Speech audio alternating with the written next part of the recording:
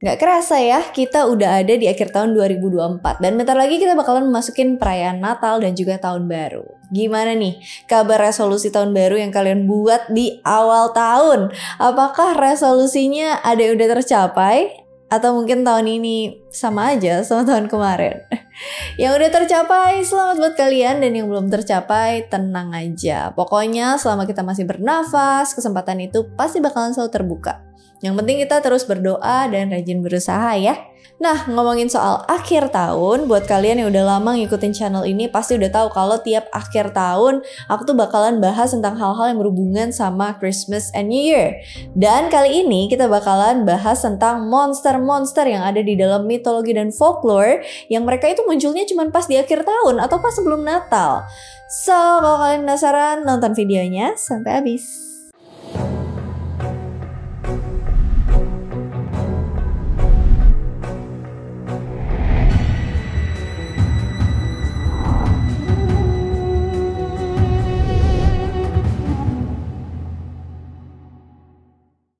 Krampus. Di negara-negara Alpen kayak Jerman, Prancis, Italia, Swiss, itu mereka kenal adanya satu makhluk yang menyeramkan yang dipercaya sering nyulik anak-anak dan kadang juga makanin anak-anak.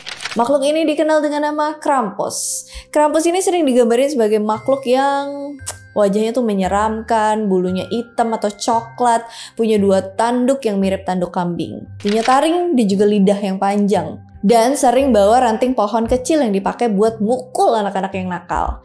Gak jarang juga Krampus digambarin sering bawa keranjang kecil atau karung yang dipakai buat nyulik anak-anak nakal. Dalam beberapa sumber diceritain kalau Krampus ini konon adalah anak dari Dewi Kematian dan juga dunia bawah underworld dalam mitologi Nordik, yaitu Dewi Hel. Dewi Hel sendiri itu anak dari Dewa Loki dan raksasa Angerboda. Jadi bisa dibilang kalau Krampus adalah keturunan dari Loki di mitologi Nordik.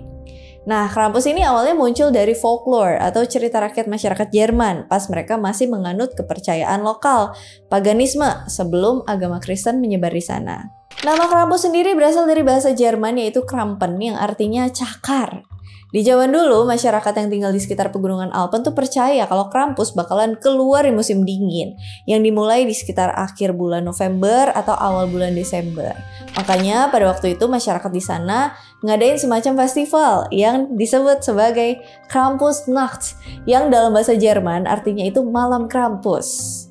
Dalam festival itu remaja ABG gitu ya, bakalan keliling desa atau kota sambil pakai kostum Krampus terus nakut-nakutin anak-anak dan minta makanan atau minuman anggur di tiap-tiap rumah. Hampir mirip sih sama Halloween, tapi kalau yang ini versi lebih seremnya lagi. Festival ini awalnya dilakuin di negara Jerman dan Austria tiap tanggal 5 Desember. Jadi tiap tanggal 5 Desember suasana kota atau desa di sekitar pegunungan Alpen itu jadi lebih heboh, lebih meriah. Dan ini kemudian tersebar ke negara-negara lain dan sampai sekarang tradisi ini masih dilakuin.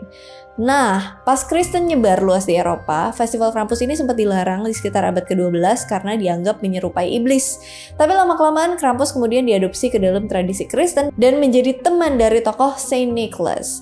FYI, aku udah pernah bahas nih ya, kalau Saint Nicholas adalah seorang uskup Kristen yang sempat hidup di akhir abad ke-3 Masehi yang dikenal sebagai sosok yang penuh cinta kasih dan sering bagi-bagiin hadiah kepada yang membutuhkan. Dan dari kisah Saint Nicholas itulah legenda tentang Santa Claus pun muncul. Saint Nicholas sendiri meninggal pada 6 Desember 343, jadi orang-orang kemudian mengadakan feast day atau semacam perayaan yang didedikasikan kepada Saint Nicholas setiap tanggal 6 Desember. Nah, karena tanggal 5 itu sering diadain festival Krampus, tanggal 6 diadain perayaan untuk Saint Nicholas, akhirnya lama-kelamaan kedua tokoh ini jadi terkait nih. Jadinya tokoh Krampus kemudian gak dianggap lagi sebagai demon atau iblis yang eksis dalam cerita folklore masyarakat Jerman. Tapi Krampus itu dianggap sebagai teman dari Saint Nicholas atau Santa Claus. Krampus dan Saint Nicholas kemudian digambarin sering jalan bareng, punya tugas masing-masing. Krampus ini bertugas buat menghukum anak-anak yang nakal. Sedangkan sosok Santa Claus bertugas buat ngasihin hadiah ke anak-anak yang udah berkelakuan baik sepanjang tahun. Kisah Krampus udah pernah dibahas detail di video sebelumnya, bisa kalian cek ya. Lucy. Buat masyarakat Swedia dan Norwegia, ada satu malam dalam setahun yang dipercaya kalau malam itu adalah malam di mana makhluk-makhluk jahat keluar dan berkeliaran di muka bumi. Malam itu dikenal dengan sebutan Lucinata, atau kalau di Swedia dikenal dengan sebutan Luseguben. Lucinata atau Luseguben kalau diartikan ke dalam bahasa Indonesia artinya malam Lucy. Lucy, nama dari demon atau iblis wanita dalam cerita rakyat masyarakat Swedia dan Norwegia. Menurut kepercayaan orang sana, Lucy ini bakal keluar di malam tertentu, yaitu pada malam sebelum peristiwa solstice musim dingin, winter solstice. Solstice musim dingin atau titik balik matahari di musim dingin itu adalah sebuah fenomena astronomis di mana saat itu durasi siang hari lebih pendek dan malam hari durasinya lebih panjang. Simpelnya di negara-negara yang ada di belahan bumi utara kayak benua Amerika dan juga Eropa, mataharinya tuh lebih cepat terbenam dan malam harinya bakal lebih panjang. Dan ini biasanya terjadi pada tanggal 21, 22, atau 23 Desember. Nah, di periode yang dikenal sebagai malam panjang itu, konon makhluk-makhluk jahat bakalan berkeliaran. Mereka bakal menebar teror. Salah satunya adalah Lucy. Lucy digambarin sebagai wanita dengan sifat iblis yang berkeliaran di malam hari, menghukum orang-orang yang sering males-malesan dan nunda-nunda pekerjaan. Dan dia juga nyulik anak-anak yang nakal. Lucy ini keluar di malam hari sambil terbang pakai sapu mirip sama penyihir. Lucy juga biasanya munculnya gak sendirian. Dia ditemenin sama bawahannya yang juga terdiri dari makhluk-makhluk entitas-entitas yang jahat yang dikenal dengan sebutan Luciferda. Lucy dan teman-temannya kemudian ngelakuin kerusakan dan neror penduduk desa di malam itu, yaitu malam solstice musim dingin, tepatnya pada malam sebelum tanggal 13 Desember. Tadi kan dijelasin kalau solstice musim dingin itu biasa terjadi tanggal 21, 22, 23 Desember. Tapi zaman dulu, waktu negara-negara Swedia dan Norwegia masih pakai penanggalan Julian, solstice musim dingin atau malam terpanjang itu jatuh pada tanggal 13 Desember. Setelah sistem penanggalan mereka berubah jadi kalender Gregorian, kalender yang kita pakai sekarang, tanggal solstice musim dingin kemudian bergeser ke tanggal yang tadi aku sebutin, 21, 22, 23 Desember. Tapi karena udah kebiasaan, tanggal 13 Desember itu tetap dianggap sebagai malam terpanjang. Di mana pada malam itu keluar makhluk-makhluk jahat. Mereka bakal berkeliaran di muka bumi. Jadi lama-lama orang-orang nganggap kalau Lucy ini keluar setiap malam sebelum tanggal 13 Desember dan neror penduduk desa. By the way, dalam beberapa sumber disebutin kalau Lucy ini tuh istri pertama Adam yang ada dalam kepercayaan Abrahamik. Jadi Lucy ini sama dengan Lilith. Lucy ini juga dianggap sebagai nenek moyang dari semua peri, goblins, dan entitas-entitas jahat lainnya. Karakonkolos. Monster selanjutnya yang kita bahas adalah Karakonkolos yang eksis dalam cerita rakyat Turki, Serbia, dan Bulgaria. Karakonkolos sering digambarin sebagai makhluk dengan bentuk humanoid, tinggi, gede, badannya dipenuhi dengan rambut hitam, dan punya tanduk di atas kepalanya. Kalau dilihat sekilas, Karakonkolos ini mirip banget sama Bigfoot. Makanya nggak heran kalau Karakonkolos dapat julukan sebagai Bigfoot versi Natal. Soalnya selain bentuknya mirip Bigfoot, makhluk ini biasa muncul pas ketika malam hari, pas musim dingin lagi mencapai puncaknya, yaitu ketika mendekati Natal. Gak diketahui sejak kapan makhluk ini muncul dan dari mana asalnya. Tapi kisahnya ini udah melegenda di kalangan penduduk Turki, Serbia, dan Bulgaria. Tiap negara yang tadi disebutin punya cerita nyeremin soal makhluk ini nih. Kalau dalam cerita rakyat Turki, Karakonkolos ini digambarin sebagai makhluk yang iseng sekaligus berbahaya.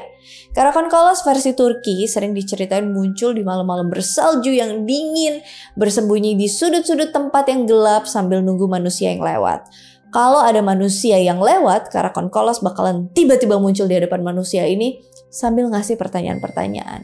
Kurang tahu sih pertanyaannya kayak gimana karena nggak pernah dicegat juga sama dia. Tapi yang pasti kalau kalian mau selamat, maka kalian harus menjawab tiap pertanyaan itu dengan kata kara, yang artinya hitam dalam bahasa Turki. Kalau kalian nggak jawab dengan kata itu, maka dipastikan kalian nggak bakalan bisa ngelihat matahari lagi terbit di besok harinya. Makanya beberapa orang lebih milih buat nggak berkeliaran di malam hari kalau cuaca lagi dingin-dinginnya. Tapi kalau misalkan kalian lebih milih buat tinggal di rumah, nggak keliaran di malam hari, kalian belum tentu bisa selamat dari makhluk yang satu ini juga. Karena menurut beberapa cerita, Karakonkolos kadang juga berkeliaran di sekitar rumah-rumah warga dan manggil-manggil manusia buat keluar dari rumahnya. Karakonkolos punya kemampuan buat niruin suara dari berbagai makhluk. gak terkecuali suara manusia yang mungkin kalian kenal. Jadi modus operandinya tuh kayak gini. Karakon Kolos niruin suara anggota keluarga kalian sambil minta tolong. Manusia yang penasaran dengan suara itu pasti bakalan keluar dari rumah dan nyari asal suara itu. Pas kalian udah semakin jauh dari rumah atau keramaian, biasanya Karakon Kolos bakalan munculin dirinya dan buat kalian kayak terhipnotis. Tubuh kalian gak bakalan bisa bergerak dan akhirnya cuma diem. Bayangin kalian berdiri semalaman di cuaca yang dingin dan bersalju. Minimal kalian pasti ngalamin hipotermia parah. Kalau dalam cerita rakyat Serbia, Karakon Kolos dikatakan sering keluar di malam hari yang dingin, terus sembunyi di sudut-sudut tempat yang gelap sambil nunggu manusia yang lewat. Bedanya dari Karakon Kolos versi Turki, Karakon Kolos versi Serbia itu nyerang korbannya dengan cara naikin punggung korbannya itu. Dia bakal nempel di punggung kalian semalaman dan jadiin kalian kayak kuda, terus disuruh lari ke sana kemari sampai energi kalian habis, terus dilepasin pas matahari udah terbit. Kalau di Bulgaria, Karakon Kolos dikenal sebagai makhluk yang jahat sekaligus pemalu.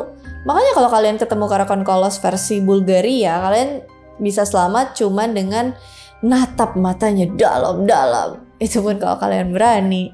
Kalikanzaroy. Kalikanzaroy adalah makhluk kecil, pembuat onar, eksis dalam cerita rakyat orang-orang Yunani. Mereka ini dikatakan sering muncul setiap tanggal 25 Desember, yaitu pada saat Natal, dan ngerusak rumah-rumah orang sampai tanggal 6 Januari. Jadi selama 12 hari itu, orang-orang Yunani sering nutup rapat-rapat jendela dan rumah mereka supaya makhluk satu ini gak masuk dan ngacak-ngacak seisi rumah. Kalikanzaroy sering digambarin sebagai makhluk kecil yang mirip sama goblin, rambutnya coklat atau hitam di sekujur tubuhnya, bentuk kakinya mirip kambing, matanya merah, punya kuku yang panjang dan punya ekor. Setelah tanggal 6 Januari, para Kalikanzaroy ini kemudian balik masuk ke dalam dasar bumi. Terus gergaji sebuah pohon yang dikenal sebagai pohon kehidupan, yang dimana pohon itulah yang konon menopang kehidupan di bumi ini. Nah, makhluk Kalikanzaroy ini biasanya muncul pada malam hari, berpindah-pindah dari satu atap rumah ke atap rumah yang lain, dan nyoba masuk ke dalam rumah lewat cerobong asap atau jendela yang lupa dikunci. Biasanya makhluk-makhluk ini beraksi pas orang-orang di dalam rumah udah tidur, atau ketika lampu udah dimatiin semua. Nah, kalau Kalikanzaroy ini udah masuk ke dalam rumah, biasanya mereka bakal hancur-hancurin barang, nyuri makanan, terutama makanan manis-manis, dan gak jarang mereka juga gak segan-segan nyulik anak-anak atau bayi. Buat mencegah Kalikanzaroy masuk ke dalam rumah, biasanya orang-orang Yunani tuh ngelakuin beberapa hal. Misalnya, mereka terus-menerus nyalain api unggun di dalam rumah, supaya makhluk ini gak bisa masuk lewat cerobong asap. Selain itu, api juga dikatakan sebagai penangkal makhluk Kalikanzaroy, soalnya mereka katanya tuh benci sama suasana yang terang. Makanya makhluk ini ngelakuin aksinya cuma sampai ketika matahari terbit. Abis itu mereka bersembunyi dan balik lagi di malam hari. Selain nyalain api unggun, orang-orang Yunani juga biasa bakar sepatu yang udah gak dipakai di cerobong asap. Terus gantung rahang babi di belakang pintu, atau bisa juga kadang-kadang bakar dupa di dalam rumah. Salah satu hal yang menarik soal makhluk Kalikanzaroy ini, mereka nih sangat-sangat bodoh. Mereka dikatakan gak bisa ngitung lebih dari 3. Makanya buat ngalangin makhluk ini dalam mengacak-ngacak isi rumah, orang-orang biasanya naruh saringan yang lubangnya agak banyak di sekeliling rumah. Biasanya Kalikanzaroy bakalan ngabisin waktu sampai pagi buat nyoba ngitung jumlah lubang yang ada di saringan itu. Agak serem tapi aneh, tapi kocak ya. Frau Persta. Frau Persta adalah sosok penyihir perempuan yang eksis dalam cerita rakyat Austria, Jerman bagian selatan, dan juga Italia. Kalau kalian cari gambar Frau Persta di Google, mungkin kalian bakal nemuin sosoknya yang digambarin sebagai wanita tua nyeremin, punya hidung melengkung yang terbuat dari besi, bajunya compang-camping, dia bawa tongkat, dan juga dia bertanduk. Penggambaran ini sebenarnya kurang tepat. Soalnya Frau Persta biasanya nampakin dirinya tergantung dari siapa sosok orang yang dia temuin. Kalau kalian orang yang percaya, patuh, dan ngormatin dia bakalan muncul dengan sosok wanita yang paling cantik, yang kecantikannya itu nggak bisa dilukiskan dengan kata-kata. Tapi kalau kalian sempat bikin Frau Persta marah, dia bakalan muncul dengan sosok kayak monster dan nenek tua yang nyeremin. Dan gak cuma itu aja, di malam hari dia bakalan ngendap-ngendap ke kamar kamu pas kamu lagi tidur. Terus dia bakalan membelah perutmu, usus-usus dan organ-organ dalammu bakal diambil dan kemudian digantiin dengan batu dan rumput. Serem juga ya. Makanya Frau Persta ini ditakutin banget sama masyarakat sekitar pegunungan Alpen. Nah, kalau ditelusurin jauh ke belakang, penggambaran Frau Persta sebagai penyihir yang nyeremin itu baru dimulai ketika otoritas gereja pada waktu itu pengen gantiin peran Frau Persta sebagai dewi yang disembah sama masyarakat pegunungan Alpen sebelum agama Kristen muncul. Jadi sebenarnya Frau Persta ini awalnya adalah sosok dewi pelindung yang disembah sama masyarakat di sana. Menurut beberapa sumber, Frau Persta dulunya dipercaya sebagai dewi pelindung dan penjaga jiwa anak-anak yang meninggal pas mereka masih kecil. Makanya, orang-orang di zaman dulu tuh hormat banget sama Frau Persta dan sering ngasih dia persembahan. Setelah Kristen menyebar di wilayah itu, peran Frau Persta sebagai dewi kemudian tergantikan dan kemudian dikenal sebagai penyihir Natal alias The Christmas Witch. Nah, tapi di beberapa wilayah Bavaria dan Austria, mereka mengenal dua macam Frau Persta. Ada Frau Persta yang cantik, Schön Persten, dan ada juga versi Frau Persta yang buruk, Schirach Persten. Frau Persta yang buruk ini sering digambarin sebagai penyihir tua yang muncul pada tanggal 6 Januari Siil pas Ultahku, yang bertepatan dengan hari Epifani atau malam ke-12 Natal. Di malam itu Frau Persta keluar dan berkeliling dari rumah ke rumah buat nyari siapa aja wanita yang males dan belum nyelesain jahitannya. Dan juga nyari anak-anak yang males dan nakal. Dan kayak udah dijelasin tadi, wanita dan anak-anak yang males bakalan dapat hukuman, yaitu perutnya bakal dibelah dan organ dalamnya bakal diganti sama batu dan juga rumput. The Yule-Lads. Kalian tahu Avengers kan? Kumpulan pahlawan dalam serial komik Marvel. Nah, The Yule-Lads ini hampir mirip sama Avengers. Bedanya, Yule-Lads ini kumpulan makhluk-makhluk pembuat onar yang ada dalam cerita rakyat Islandia. Jumlahnya ada 13 yang digambarin dalam bentuk troll. Dalam kisahnya, Yule-Lads adalah anak-anak dari Grela, raksasa pemakan anak yang tempat tinggalnya itu ada di atas gunung. Ke-13 Yule-Lads bakalan turun dari atas gunung dan pergi berbuat kacau dan keonaran di kota-kota atau desa di malam-malam sebelum Natal. Biasanya mereka muncul antara tanggal 12 Desember dan 24 Desember. Ke-13 Yule-Lads bakalan muncul satu persatu, enggak 13 sekaligus. Jadi di hari pertama, misalnya tanggal 12 Desember, Yule-Lads pertama turun dan bikin onar di rumah-rumah penduduk. Jadi seharinya bakalan turun satu Yule-Lads. Selain berbuat onar, Yule-Lads ini juga ngasih hadiah ke anak-anak yang berkelakuan baik sepanjang tahun. Tapi kalau rumah yang dimasukin ada anak nakalnya, maka Yule-Lads ini bakalan tetap ngasih hadiah ke anak yang nakal, yang isinya kentang busuk. Ke-13 Yule-Lads ini punya sifat usilnya masing-masing. Misalnya Stekjastor, yaitu Yule-Lads yang muncul di malam sebelum tanggal 12 Desember. Stekjastor punya sifat usil, sering hisap atau mencuri susu-susu dari kambing atau domba milik petani. Terus ada Giljagor, Yule-Lads yang muncul di malam sebelum tanggal 13 Desember. Dia punya sifat usil bersembunyi di lumbung-lumbung peternakan terus nyuri buih-buih dari penyimpanan susu. Terus ada Stufur yang muncul sebelum tanggal 14 Desember.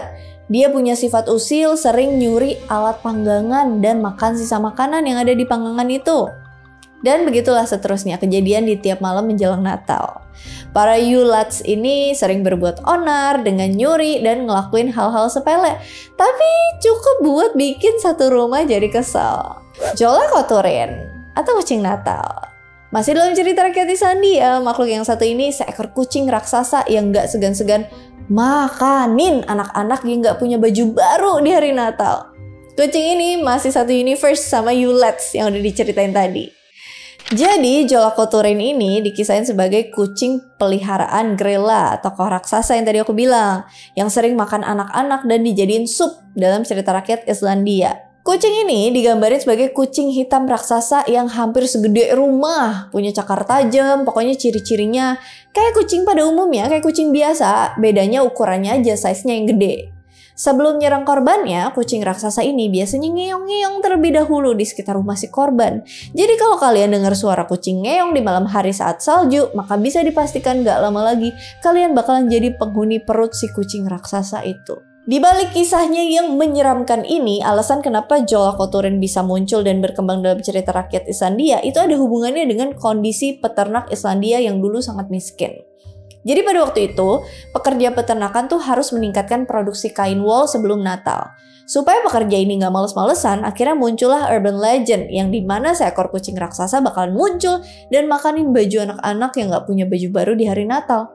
Akhirnya para pekerja ini meningkatkan produksi mereka supaya anak-anak bisa pakai baju baru dan kaos baru di hari Natal. Dan supaya mereka nggak dimangsa sama Joloko Turin. Mungkin agak susah dipercaya, tapi di beberapa artikel dijelasin kayak gitu. Well, itu dia tadi makhluk-makhluk menyeramkan yang unik yang akan menghantui kalian di malam Natal. Kalau di luar negeri, gimana kalau di dalam negeri? Tapi kan kita nggak gitu ngerayain Natal kayak di luar negeri ya, nggak yang heboh-heboh banget. Cuman budaya-budaya di luar negeri itu sangat seru-seru dan menarik. Apalagi yang belum pernah kita denger atau yang gak familiar gitu sama kebudayaan kita sendiri. Selalu seru sih mempelajari perbedaan kebudayaan yang ada di seluruh dunia. Oh iya, buat yang ngerayain Natal, Merry Christmas for you geeks. Yang buat ngerayain Natal, ya have fun ya sama liburan panjang. Panjang gak ya liburan kali ini? Ya have fun dengan liburan akhir tahun ini. Semoga kalian semuanya bisa happy terus dan bisa menikmati akhir tahun ini dengan bahagia. Oke deh, seperti biasa kalau misalnya ada yang mau di request, ada yang mau di koreksi, ada yang mau di komen, ada yang mau didiskusiin, ada yang mau ditambahin, komen aja di kolom komentar. And as always, thank you so much for watching. I hope you kick like it and I'll see you again on my next video. Bye! Gak kerasa kita udah ada di akhir tahun 2024 dan bentar lagi kita bakalan masukin perayakan. Kenapa sih? Kayaknya gak enak deh. Oke, ini aja deh.